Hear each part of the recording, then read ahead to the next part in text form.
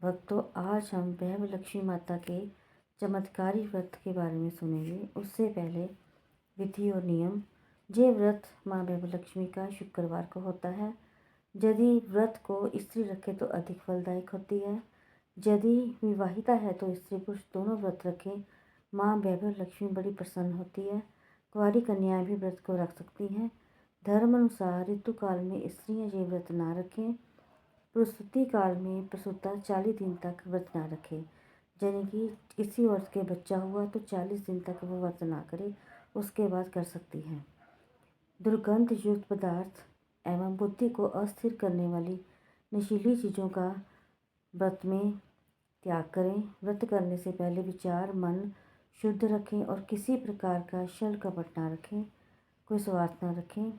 वैभव लक्ष्मी माता के 11, 21, 51, 31, 101 जितने भी आपकी श्रद्धा हो व्रत रख सकते हैं समर्थानुसार।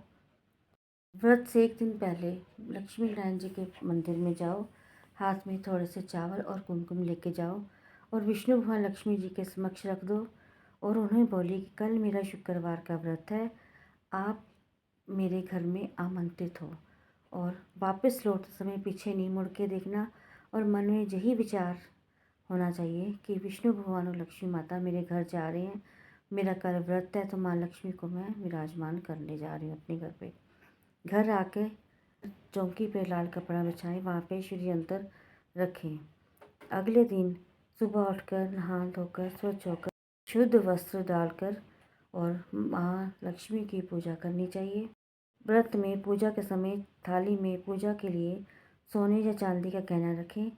चांदी का गहना ना हो तो चांदी का सिक्का भी रख सकते हैं। वो भी ना हो तो 2, 5, 1 का सिक्का भी रख के पूजा की जा सकती है। ओम नमो श्री विष्णु नमः, जय माँ वैभव लक्ष्मी, जय 5 बार शुद्ध मन से करें। अब सोचिए कि हमने अपना घर पवित्र कर लिया है। भगवान एवं माँ वैभव लक्ष्मी जी स्वयं आकर आमंत्रित हुए हैं। घर में पवित्र स्थान पर उन्हें स्थापित करके पूजा धूप दीप किया, नैवेद्य चढ़ाया व स्तुति की। इस प्रकार करने से माँ शक्ति माँ वैभव लक्ष्मी की कृपा अवश्य मिलती है। माँ लक्ष्मी के 8 स्वरूपों 8 छवियों को नमस्कार करें। सब स्वरूपों को श्रद्धापूर्वक प्रणाम करके उनसे उनकी कृपा मांगे। सभी अष्ट लक्ष्मियों से प्रार्थना करें कि वह अपनी अपनी शक्ति के अनुसार घर में शांति, समृद्धि, ऐश्वर्य, धन धान्य, संतान, विजय, वीरता इत्यादि प्रदान करें। पूजा के लिए रखी चौकी पर एक घी का दीपक जलाएं। उसके समीप श्री यंत्र जो मैंने बोला वो स्थापित किया हुआ है, वो स्थापित करें। श्री यंत्र तांबे का ले आए, नहीं तो कोई उत्तम सा ले आए। श्री यंत्र की पूजा के लिए गुलाब या लाल रंग के कोई भी फूल, चंदन, रोली, चावल, अगरबत्ती, बताशा एवं जल पात्र भी रख लें। जैसे कि पहले दिन किसी कटोरी या थाली में सोने के चांदी के आभूषण रखें, उसे भी जल में से धोकर पुण्य श्री यंत्र के सामने रखें। अब सब वस्तुओं को यथास्थान रखकर सर्वप्रथम दीपक जलाना चाहिए। फिर ओम भगवती लक्ष्मी नमः अथवा माँ वैभव लक्ष्मी माता को मेरा नमस्कार है, श्री यंत्र पर जल छिड़कें। फिर उसे रोली का चंदन टीका करें, चावल चढ़ाएं, पुष्प चढ़ाएं, अगरबत्ती जलाकर धूप दीप जगाकर उस पात्र के चारों ओर दीपक और अगरबत्ती घुमाएं। उक्त उसी कृत्य से बीच बीच में श्रद्धापूर्वक मन में बोले, जय माता लक्ष्मी जी की, जय माँ वैभव लक्ष्मी, हम पर कृपा करो। इस प्रकार के जयकारे लगाते जाओ। अब जिस महिला या व्रती ने व्रत करने का संकल्प किया है, अब सब व्रत विधि विधान से करें। संकल्प के अंतिम शुक्रवार को 7 कन्या को भोजन करवाएं। खीर का प्रसाद जरूर बनाएं। माँ वैभव लक्ष्मी की पूजा करने के बाद भोजन खिलाएं। 21 व्रत या 11 या 31 या 51 जितने भी हैं सभी व्रत पूर्ण करें। अपने शुक्रवारों के व्रत का संकल्प किया। अब 21, 31 जितने भी व्रत रखने हैं, जितना भी संकल्प किया, श्रद्धापूर्वक वो व्रत पूरे करें। व्रत के दिन उक्त प्रकार से पूजा करें। फिर व्रत की कथा कहें। जिन महिलाओं को अपने आभूषण बढ़ाने के लिए विशेष इच्छा होती है वो कनक धारा स्तोत्र अवश्य पढ़े। कनक धारा का अर्थ है सोना। इस धारा परिवार स्वर्ण प्रदान करने वाला स्तोत्र है। शंकराचार्य जी ने गरीब ब्राह्मणी के घर सोने की वर्षा करवाई थी। जिसने आभूषण की वृद्धि करनी है तो पहले कनक स्तोत्र धारा पढ़े, उसके बाद लक्ष्मी चालीसा पढ़े, माँ लक्ष्मी की स्तुति करें, लक्ष्मी जी की आरती उतारें। आरती के बाद श्री लक्ष्मी महिमा के श्लोक का पाठ तथा भावार्थ पढ़ें।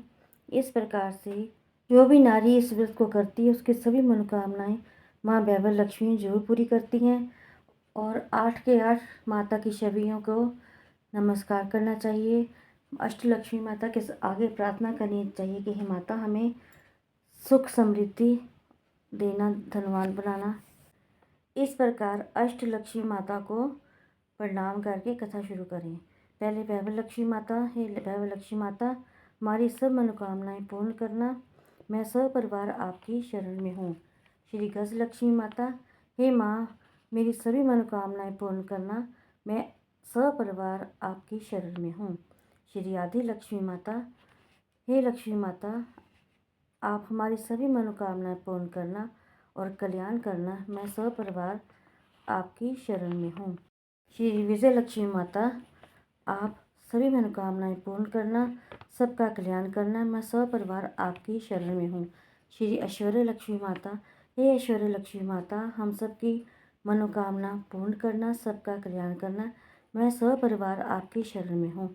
श्री वीर लक्ष्मी माता, हे वीर लक्ष्मी माता सबकी मनोकामना पूर्ण करना, सबका कल्याण करना, मैं सब परिवार आपकी शरण में।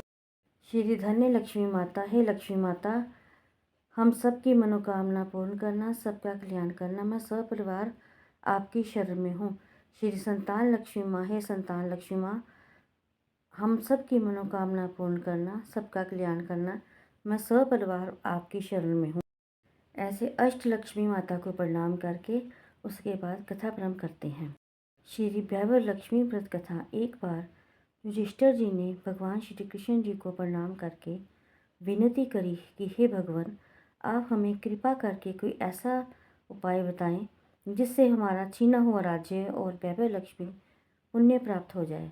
श्री कृष्ण भगवान जी कहने लगे, हे राजन, जब दैत्य के राजा बलि राज्य किया करते थे तब उनके राज्य में प्रजा हर प्रकार से सुखी थी। राजा बलि मेरा परम भक्त था। राजा बलि ने एक बार 100 अश्वमेध यज्ञ करने की प्रतिज्ञा की। अब 99 अश्वमेध यज्ञ वह कर चुके थे, केवल एक अश्वयज्ञ करना बाकी था। उस समय राजा इंद्र को अपना सिंहासन छीन जाने का भय हुआ। राजा बलि राजा 100 अश्वमेध यज्ञ पूरे करते तो वह इंद्र के सिंहासन पर अधिपत्य पा सकते थे।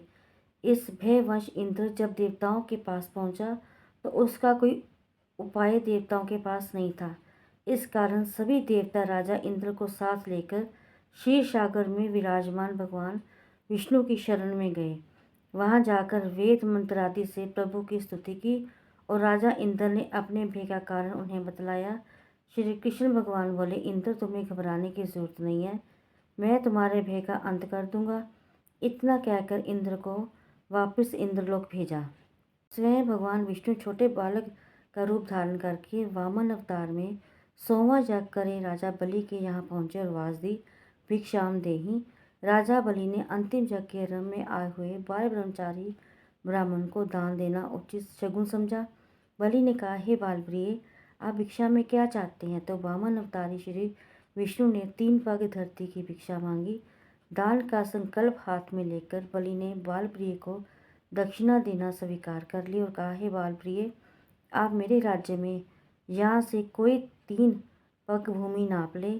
तब श्री विष्णु ने बाल ब्राह्मण के रूप में त्याग विराट स्वरूप धारण किया और एक पांव से सारी धरती नाप ली। दूसरी को अंतरिक्ष नापने हेतु उठाया, परंतु तीसरे चरण के लिए कोई जगह शेष न थी। इसलिए बलि ने नम्रता से अपना मस्तक झुकाकर तीसरा चरण अपने मस्तक पर रखने की प्रार्थना की। इतना कहते ही वामन अवतारी ने प्रसन्न होकर राजा बलि के वर मांगने को कहा। बलि ने कहा, कार्तिक माह के कृष्ण पक्ष की द्वादशी, चतुर्दशी एवं अमावस्या 3 दिन इस पृथ्वी पर मेरा राज्य रहे। इन तीनों दिनों में सारी मानव जाति दीपावली मनाकर दीपदान पूजा आदि करके उत्सव मनावे, वैभव लक्ष्मी का पूजन अर्चन करे, सर्वत्र वैभव लक्ष्मी का निर्वाण हो। जब राजा बलि के इस प्रकार वर मांगने पर भगवान श्री विष्णु कहने लगे कि बलि राजा, ये वर हमने तुमको दिया। इस दिन लक्ष्मी पूजन करने वाले के घर में वैभव लक्ष्मी का निवास होगा और अंत में वह मेरे धाम को प्राप्त होगा। इतना कहकर प्रभु ने राजा बलि को पाताल लोक का राज्य देकर पाताल में भेजा तथा देवराय इंद्र का भय दूर किया। उस दिन शुक्रवार का व्रत था। दीपावली वर्ष में केवल एक बार होगी, ऐसा विचार कर वहां उपस्थित महिलाओं ने अपने सुगम उपाय पूछा तो माँ वैभव लक्ष्मी ने स्वयं वर दिया। शुक्रवार को विधि विधान से उनको जो याद करेगा वह पतिव्रता अपनी उत्तम स्त्रियों में सदैव वैभव प्रदान करेगी। श्री कृष्ण भगवान ने फिर एक और कथा युधिष्ठिर जी को सुनाई। मणिपुर नगर में राज्य करने वाले राजा और रानी दोनों बड़े धर्मपरायण थे। एक बार प्रातःकाल महारानी ने महल के छत पर स्नान करने हेतु अपना बहुमूल्य हीरों का हार निकालकर एक तरफ रखा। स्नान करने लगी। आकाश में मंडराती चील की दृष्टि उस पर पड़ी तो चील अपने चोंच में हार उठाकर उड़ गई। नगर से दूर एक गरीब बुढ़िया की झोंपड़ी में मरा हुआ सर्प था। चील की दृष्टि सर्प पर पड़ते ही वह हार छप्पर पर छोड़कर सर्प को उड़ाकर ले गई।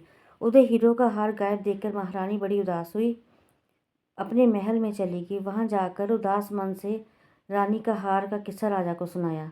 राजा ने कहा, धीरे रखो, तुम्हारा हार अवश्य मिल जाएगा। इतना कहकर राजा राज दरबार में पहुंचा। प्रधानमंत्री को आज्ञा देकर उसके द्वारा सारे नगर में ढिंढोरा पिटवा दिया कि महारानी का कीमती हीरो का हार गायब हुआ है।